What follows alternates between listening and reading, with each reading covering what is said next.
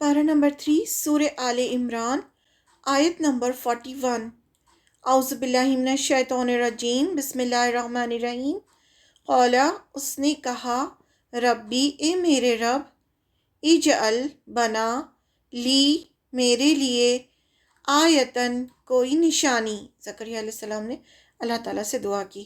قولا، کہا، آیتو کا، نشانی تیری، آیتو کا، نشانی تیری، اللہ، یہ ہے کہ نہیں۔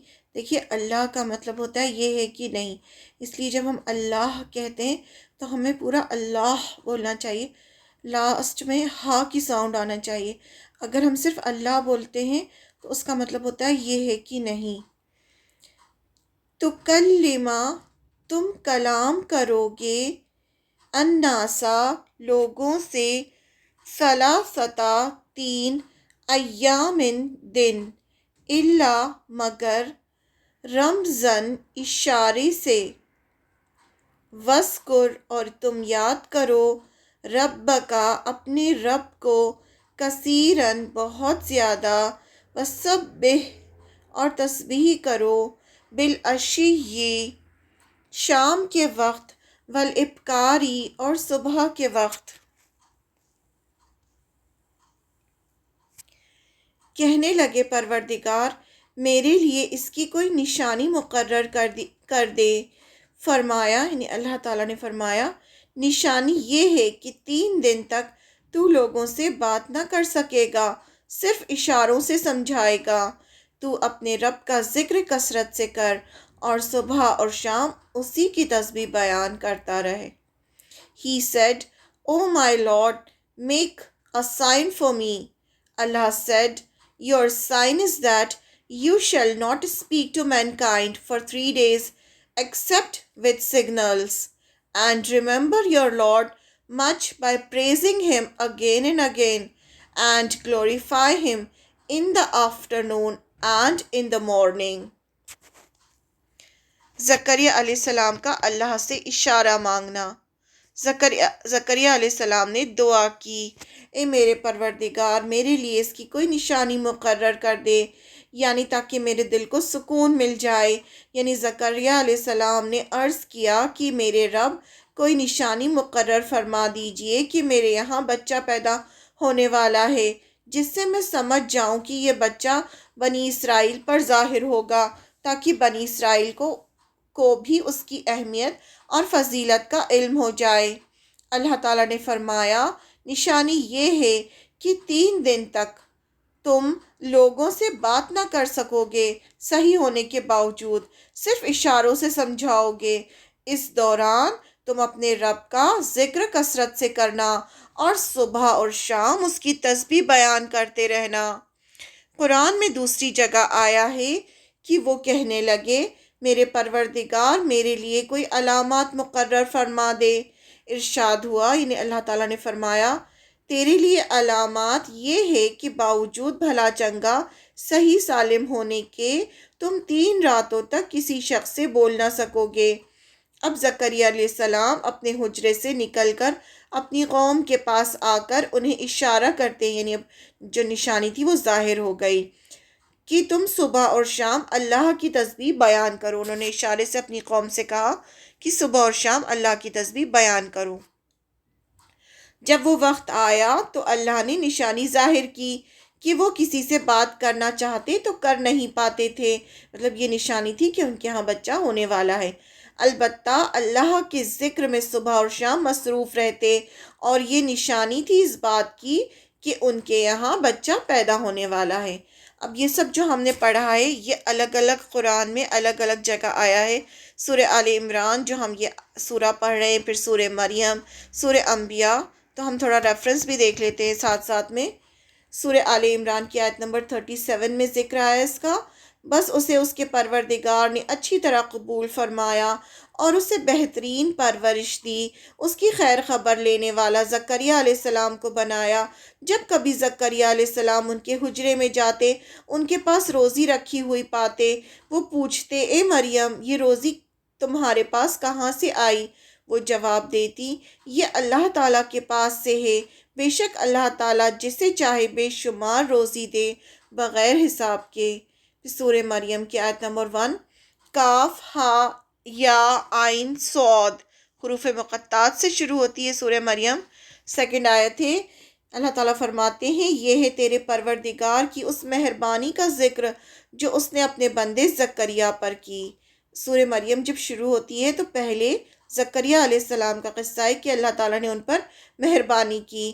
آیت نمبر 3 سورہ مریم کی، جبکہ اس نے اپنے رب سے چپ کے دعا کی تھی۔ زکریا علیہ السلام کی بات ہو رہی ہے۔ پھر سورہ مریم آیت نمبر 4 کہ اے میرے پروردگار میری ہڈیاں کمزور ہو گئی ہیں اور سر بڑھاپے کی وجہ سے بھڑک اٹھا ہے، یعنی بال سفید ہیں، لیکن میں تجھ سے دعا کر کے کبھی بھی محروم نہیں رہا۔ پھر سورہ مریم کی آیت نمبر 5 میں فرمایا مجھے اپنے مرنے کے بعد اپنے قرابت داروں کا ڈر ہے، میری بیوی بھی بانجھ ہے، بس تو مجھے اپنے پاس سے وارث عطا فرما۔ یہ انہوں نے دعا کی تھی کہ مجھے میرے بعد اپنے قرابت داروں کا ڈر ہے کہ بنی اسرائیل جو ہے بھٹک جائیں گے، کوئی اور نہیں ہے ان کو سنبھالنے والا، تو مجھے اولاد عطا فرما۔ اور یہ بھی اللہ تعالیٰ سے کہا کہ میری بیوی تو بانجھ ہے۔ پھر سورہ مریم کی آیت نمبر 6 میں اللہ تعالیٰ سے انہوں نے دعا کی کہ وہ میرا بھی وارث ہو اور یعقوب علیہ السلام کے خاندان، یعقوب علیہ السلام کا خاندان کیا کہلاتا تھا؟ بنی اسرائیل کا بھی جانشین ہو، اور میرے رب تو اسے مقبول بندہ بنا لے۔ مقبول بندہ کیا ہوتا ہے؟ جس کو اللہ تعالیٰ نے قبول کر لیا ہو، یعنی اپنے کام کے لیے جو اللہ تعالیٰ جسے قبول کر لیں ویسا بندہ بنا دے اسے، یعنی ایسا بچہ دے جو آل یعقوب کا بھی خاندان کا بھی جانشین ہو، یعنی بنی اسرائیل کی رہنمائی بھی کرے وہ ساتھ میں۔ پھر سورہ انبیاء کی آیت نمبر 89 میں آیا ہے اور زکریا علیہ السلام کو یاد کرو جب اس نے اپنے رب سے دعا کی اے میرے پروردگار مجھے تنہا نہ چھوڑ، تو سب سے بہتر وارث دینے والا ہے۔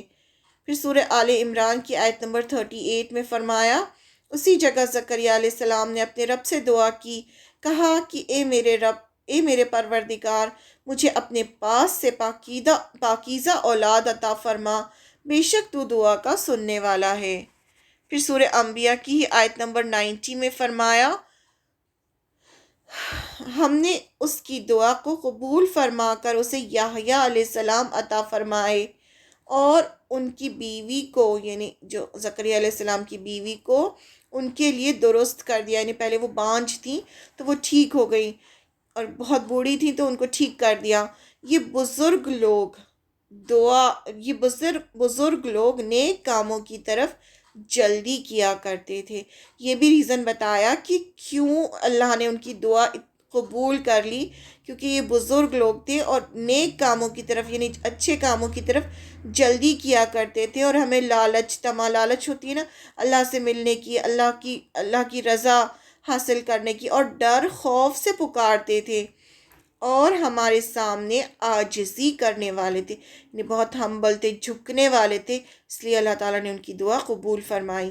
پھر سورہ مریم کی آیت نمبر 7 ہے، اگر ہم ان سب الگ الگ آیتوں کو ملائیں گے تو ہمیں اس کی تفسیر بہت اچھے سے سمجھ میں آئے گی۔ سورہ مریم کی آیت نمبر 7 میں فرمایا اے زکریا ہم تجھے ایک بچے کی خوشخبری دیتے ہیں جس کا نام یحییٰ ہوگا، ہم نے اس سے پہلے اس کا ہم نام کسی کو نہیں کیا۔